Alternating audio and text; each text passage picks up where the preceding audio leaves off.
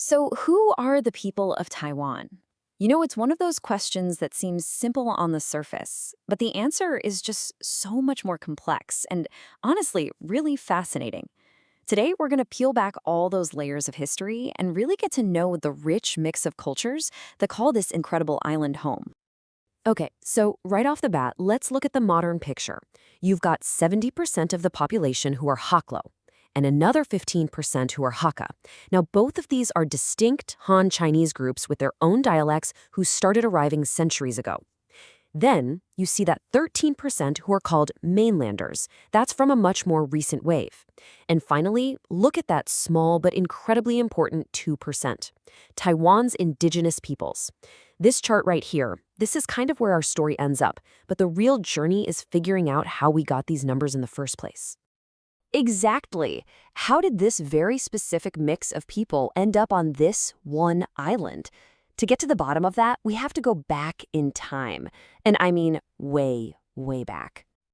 To really understand the Taiwan of today, you have to start at the very beginning. I'm talking before any big ships arrived from overseas, before new languages were ever spoken here. Back then, the island belonged completely to its original inhabitants. Now, this is a simple fact, but just let it sink in for a second. For most of its human history, the only people in Taiwan were its indigenous peoples. 100%. The entire island was theirs. And boom, this is what I'm talking about. This number just perfectly captures the huge, dramatic shift we're about to dive into, from 100% of the population to just 2% today. So what on earth happened? Okay, so here are the basics you need to know. The indigenous peoples are, without a doubt, the first people of Taiwan. Today, the government officially recognizes 16 different tribes, and each one has its own totally unique culture. The largest of them all is the Amis tribe. Now remember that name, Amis, because we're definitely going to circle back to them in a bit. So for centuries, the indigenous peoples had the island to themselves. But that was all about to change. New arrivals started coming from across the sea, and they were about to alter the island's destiny forever. What's so interesting here is you can literally pinpoint the moments everything changed. Before 1624, it's all indigenous tribes. Then, in 1624, the Dutch show up and set up a colony. But the real, absolute game changer comes in 1661. A general named Koxinga lands with a massive Chinese army, and this kicks off the first major wave of Han Chinese settlement. These were mainly the people we now know as the Hoklo and Hakka. And why did he bring an entire army to Taiwan? Well, he wasn't just some explorer. The guy was on the run. Koxinga was fighting against the new Manchu dynasty in China. He lost, and he needed a place to escape. For him, Taiwan was that refuge. So Koxinga's arrival kicked off a whole new chapter for the island. And this wasn't just a military thing.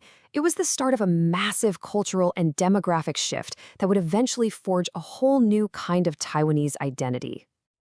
This is such a critical moment. The indigenous peoples basically faced a huge choice. A lot of them fled into the mountains to get away from the newcomers, and by doing that, they preserved their distinct cultures. But others stayed behind on the western plains, and they began to mix and intermarry with the Chinese settlers who had followed Koxinga's army. And that right there, that's the direct result. This long history of intermarriage is the reason so many Taiwanese people today have a mixed ancestry.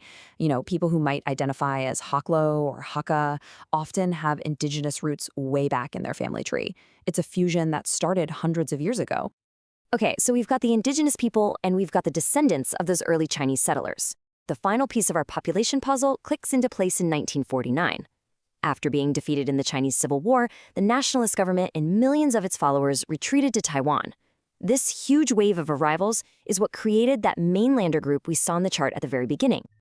So now that we've got the big picture, all the historical waves of migration, let's bring the story full circle. To really appreciate the island's roots, we've got to put a spotlight on some of the amazing and vibrant indigenous cultures that are still thriving today. First up, the Amis. Like we mentioned earlier, they are the largest of the 16 recognized tribes. You'll find them mostly living along the beautiful eastern coast of Taiwan. And their culture is just fascinating. The Amis are what's known as a matrilineal society, which means that traditionally, it's the women who hold the authority in the family. And their most important cultural event, by far, is the annual Harvest Festival. It's this incredibly vibrant celebration of community and giving thanks. Next, let's talk about the Paiwan, who are the second largest tribe. Seriously, if you see some incredible, intricate craftsmanship in Taiwan, there's a really good chance it's Paiwan. They are true master artisans, and you can see it in everything they create. Paiwan culture is famous for these powerful wood carvings. You'll often see human figures and serpents, and also for their absolutely beautiful, intricately woven and embroidered clothing. The third largest tribe is the Atayal, and their name pretty much tells you everything you need to know about their cultural identity. In their own language, Atayal literally means brave warrior. And for our last stop, we're actually going to travel off the main island to meet a tribe whose entire identity has been shaped by the ocean, the Tao people. What makes the Thais so unique is their profound connection to the sea. It makes sense, since they live on the beautiful and remote Orchid Island. They are legendary builders of these incredible hand-carved fishing boats, and so much of their culture revolves around the ocean, all culminating in their most important event, the boat launching ceremony.